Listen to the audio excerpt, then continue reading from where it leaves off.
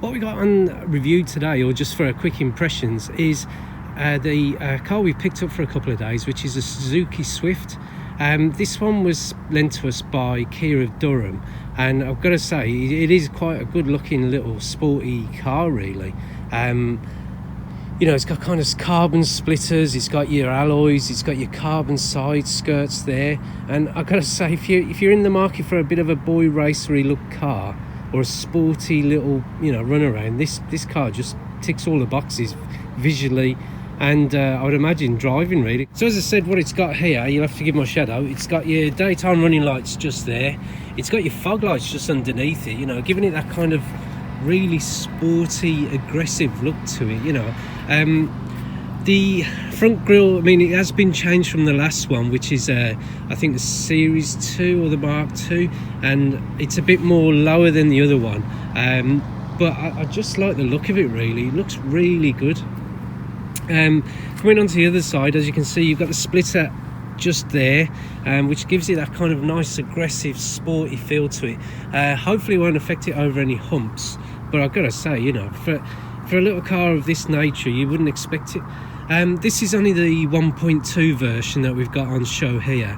It's nothing special, it's not the 1.6 Sport or anything like that. I know you can get a 1 litre as well, which has a 3-cylinder engine, but this one's got the 1.2. But you know, first impressions on walking up to the car, it's just really good. You know, it's got that really sporty edge to it, especially when you see the profile, the side profile, and the lines that run down the side of the car. It's really nice. On the back, when you look at it from the back, you've even got what looks like just a splitter at the bottom, the rear splitter there on the car. But tailgate wise, you know, when looking at it at the back, it looks really sporty, and I've got to say, I really like these cars. I've always wondered what they were like to own or to run, but you know, I've got to say, I'm thoroughly impressed.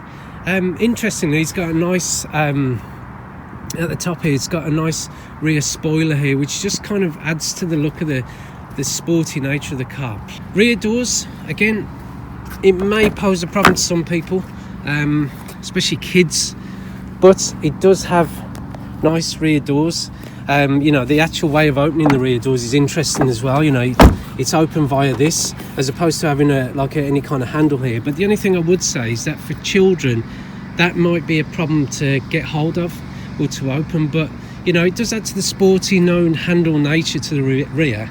I mean, I did think it was a 3-door when I drove up to it, but you know, it is definitely a 5-door. So on opening the back, as you can see here, you're presented with quite a nice rear space. It does have what would be seat belts for 3 people in the back, but I would imagine you'd be able to pinch this, because it's not the biggest of cars. And I mean, here in the reverse, let's just sit in the back. I'm only 5'4", and this seat's really back, but that seat's in my kind of seating position, and only having small legs, it might not be a true representation of what it would be. So I can imagine for tall people this would be quite cramped in here, but it's quite airy. You know, it's quite a nice area to be in. Right then, so head-wise, I mean, for me, I'm only 5 foot something like that. So I mean, there is a fair amount of head head clearance for me. But if you're a bit taller, I'm not sure how you would find it. But this seat is, you know, it's quite positioned quite well back, I would imagine. And people do, you'll have to forgive my kit here, but there is quite a bit of space at the front. So I'd imagine if that was brought a bit forward, you would live with a short journey if you are a tall person. But in the other side, this is set to my, as it were, my sitting here being, you know, a bit of a short bottom, as it were. You know, I do have quite a bit of space there, so, and it is quite a nice, light, airy cabin. You know, the windows are fairly decent. Does that go all the way down? And that goes all the way down using these keep fit handles, which is great. I mean, obviously that's your central lock in there, but you know, that's quite a bonus for kids in the back, you know, if they want the window all the way down. Not a lot of cars there, they all tend to come to here, but yeah, it's good. And it does have tinted windows in the back, which you can see on this sunny day does make a difference. But But yeah, as you can see, judging, you know, looking at the front, it is quite a nice space to be. You've got your infotainment system there with the air conditioning and stuff like that. Your ventilation controls just underneath it. Interestingly, the infotainment system has Apple CarPlay built into it. I don't know if it has Android CarPlay, but Apple CarPlay is built into it, which is a massive bonus. And I've given it a quick go. Unfortunately, I can't feature it because I haven't got enough cameras, but I've given it a go, and it is really good. I've never had Apple CarPlay in a car, and it's interesting to see how it works, really. But the other thing as well, it does have sat nav. My finger there. Now, what I'm trying to point out here is there's a little hole, as it were, where you do put like a stick in or something like that, or a Suzuki card. Now, these do come with the Suzukis, but unfortunately what's been happening is people have been nicking them. I mean, this is a courtesy car I've got for the next couple of days, so hence why I just thought I'd give you a quick review so you can see what it's like.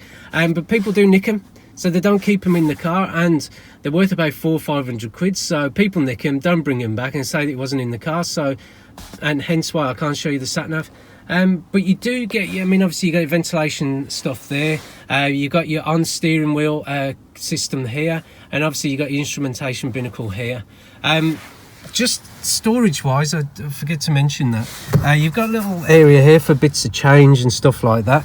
You've got your area here for a bottle, but it doesn't look like a very big bottle, to be honest, going there. And obviously your speaker system and what have you here. But what I'm going to do, I'm just going to quickly jump into the front and just talk you through that.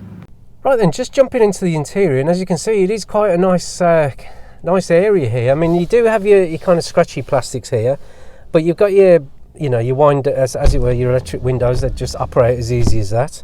Obviously it's got electrically mounted as it were, wing mirrors, and it's got central locking. Here you've got your information area here. I'm not sure how you operate it because, as I say, I literally have picked it up. But I'm guessing it's something to do with the mode, or maybe the info. There you go. So it kind of tells me what kind of miles per gallon I'm averaging and stuff like that, as amongst all other things, as it were. The instrument binnacle, you know, it's easy to read. The information's there. But the only thing I've always wondered, I mean, I can imagine 60 being quite a standard, or 70, but they never indicate 50, and especially or 70, because 50 and 70 tend to be the standard kind of motorway speed limits that are, you know, bandied about the highways of the UK nowadays. So it's just one thing I've always wondered why they never do that. Here we've got the infotainment system here. Again, you'll have to forgive my ignorance on it. I literally have only just picked it up, and I haven't actually got much time with this, so I just thought I'd give it a quick whiz. You can connect your phone to it. You've got media as well, which has got iPod, Bluetooth, USB, and all that malarkey. I believe it's also ending speech recognition. Yeah, let's give that a miss. You've also got the radio, which I've muted. You can do. It's got Bluetooth built in, and also the interesting thing is, I mean, as you can see here, I've got an Apple cable down here. It does do Apple CarPlay, which is, yeah, for a car of this type, it is nice.